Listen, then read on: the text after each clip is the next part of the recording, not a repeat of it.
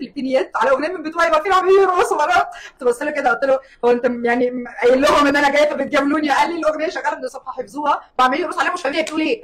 فكل عمال انا قلت فرتها حلوه وقلت حاجات كده. طب فين اغانيكي؟ مش عارفه اغانيكي ليه؟ والله تصدقي ما بسمع، يعني انا عاده بحط بلاي ليست وبسيب الموبايل يشغل براحته. فبينكد عليا شويه، يروح مديني حاجه غربي شويه، مديني حاجه مهرجانات شويه كده يعني، قاسم شويه. اللي يطلع بقى انت بتسيبي اللي يطلع، ما عندكيش مثلا لون معين بتحبيه قبل؟ خالص. يعني دلوقتي لو عملنا اختبار وقعدنا نشغل اغاني هتلاقي كل اغنيه بتشغل غير الثانيه اساسا غيرها. يعني اهم حاجه انا عايزه اعرف الكاميرا واخداها جوه هنا ولا انت معاها من ظهرها ولا بتعمل ايه؟ باينه ولا اهم حاجه وشها باين ولا تلف لك اللقاء يعني.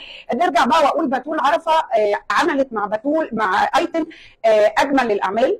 كان مهرجان المسرح عملته في بدايات. عملت مره فعلا كنت بعمل دور استاذه شويكار في انت القلب الكبير، كان اوبريت كده كان معمول وكان اخراج بتول، وعملت لي اول كليب بناقص طبعا واول كليب، وعملت لك مهرجان اسكندريه برضه كنتوا عاملين حاجه مع بعض. استعراض حلو جدا في مهرجان اسكندريه. بقى ان احنا في المعهد يعني بتول كانت بتعمل مشاريع كتير قوي، كنت ببقى لازم جزء من المشروع يعني. هي يعني بتول من عشاق ايتن، وايتن من من زمان، عشره طويله يعني. فاكيد انت من الناس اللي بيفهموها بالنظره على خلاص اتعودتي بقى، ولا لسه وقت الناس بيجننوها بالنظره بقى. فانا شفت امبارح انت مجنناها على شافتك ازاي في مبروك جالك ولد؟ هي شافتني الزوجه المجنونه الغيوره اللي بتصرخ طول الوقت، وده دور صراحه ما عملتوش قبل كده يعني. واستغلينا بقى ده طبعا مع فهمي. فهمي في الاول كان مخضوض قوي من الشخصيه، بعد كده خلاص ابتدى يجيت يوز تو ات يعني وياخد عليها. فالموضوع الحمد لله طالع دمه خفيف ولذيذ. هو طالع بدور الراجل بيخاف من مراته قوي، هو متسلطه دمها فاير طول الوقت وعصبيه، والبيت كله بيخاف منها، فيعني شخصيه غريبه كانت طالعه الطاقه فيها شويه يعني. طبعا بتول اكيد عارفه الامكانيات اللي ممكن تاخد الكوميديا كلها من ايتن على خشبه المسرح، عشان كده هي اختارت لك الشخصيه دي، لان هي عشره عمر، فعارفه انت هتعملي ايه. عارفه بالظبط. بس يا رب ان شاء الله تعجب الجمهور كمان. يمكن انت وفهمي اصوات تجنن وبتغنوا حلو جدا. قدرت انها تستغل ده، انها تعمل اغاني، وخصوصا ان العمل فيه استعراضات اغاني مخصوص ليك انت وفهمي مع بعض. هي عامله كل الاغاني معموله، كل الشخصيات بيغنوها، لان ده عمل درامي، فالاغاني المعموله فيه اغاني دراميه. كل واحد فينا بيبقى بيقول الكوبليه اللي بيناسب شخصيته وبيبقى لايق عليه. فمثلا انا من خلال شخصيتي بغني الكلمات المناسبه من خلال الشخصيه، فهمي كذلك. الاعمال كلها عفوا الاعمال كلها اللي احنا بنعملها الموسيقيه اللي في المسرحيه لايقه من نابع الشخصيات، يعني نابعه من روح الشخصيه نفسها. يعني طبعا انا عارفه ان انت مش اول مره بتعملي مسرح في السعوديه، وعملتي اكتر من عمل، يمكن دي الخامسه او ثالث مره، بس عرضنا يعني كل مسرحيه كنا بنعرضها مرتين ثلاثه يعني. فخلاص بقيتي فاهمه الجمهور هنا بيضحك امتى، ايه الحاجات اللي بتعجبه. يعني ممكن انت تطلعي بافيه كده ملوش علاقه بالورق من خلال الممارسه مع الجمهور. خلاص هو الواحد لما يبقى بيعرض على الجمهور واحد عليه يعني واخدين على بعض، خلاص بقينا عارفين ايه اللي بيضحكهم.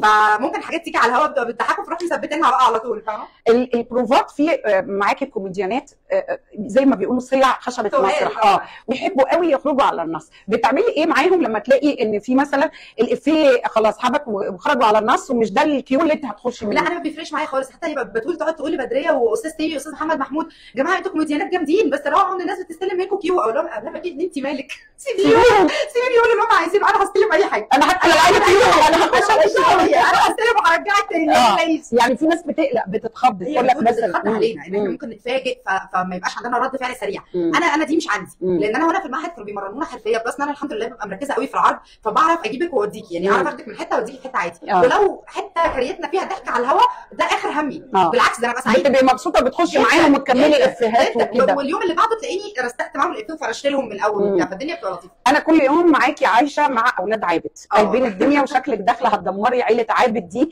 هتجيبيهم كلهم ارضا ارضا ارضا. هل ده حقيقي؟ يعني الدخله اللي مش ولا بد اللي انت داخلاها دي؟ بصي هي البنت دي من كتر ما حبت وخدت على دماغها خلاص بقى هتبتدي الفتره اللي جايه تركز في مصلحتها، فهتشوف مصلحتها فين وهتلاقيها رايحه. هنشوف بقى هي هتعمل ايه مع ايهاب فهمي، لان هي المشكله اللي بينها وبين ايهاب فهمي ان هو راجل متجوز وهو دلوقتي في صراع بينها وبين مراته، فهنشوف بقى الصراع ده هينتهي على ايه وانتقامها هيبقى. ده بقى اللي هنشوفه هيبقى. يعني انا حاسه كده انك داخله على رياض الخولي، مش عارفه ليه عندي احساس ده هيبسم لنا مصر كلها قاعده مستنيه. بس عايزاكي تبلغي تحياتي لانتصار ورياض الخولي، الاثنين عاملين عمايل غير طبيعيه، ومنتظره انت تخشي بقى الانتصار. عايزه اشوف هتعمل فيكي ايه في البيت ده. انا هعمل ايه؟ انت هتعملي فيها ايه؟ انت جميله. عامه هسيبك بقى تجهزي، رجعي لنا الموسيقى نشوف كده ايه اللي هيطلع حظنا بقى. انت قلنا الكوافير اللي بيرقص ده جايباه منين؟ مارو بس تحسيه من بولاق.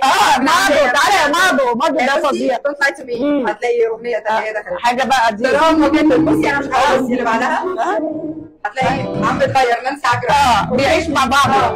دي هتلاقي عايشه حاله. خلي الحاله بقى، عيشي الحاله، سيبنا الحاله. يلا ربنا معاكي والف مبروك. النهارده اول يوم عرض، مبروك جالك ولد بالتوفيق وبالنجاح، وفي انتظار الحرب بينك وبين عائله عابد كمان في المسلسل ان شاء الله. باي يا حبيبتي، لسه الكواليس مكملين فيها، ولسه كل باب وراه حكايه هنعرفها في مبروك جالك ولد، وبعد كده نطلع على العرض. تابعونا حبيبتي. شكرا.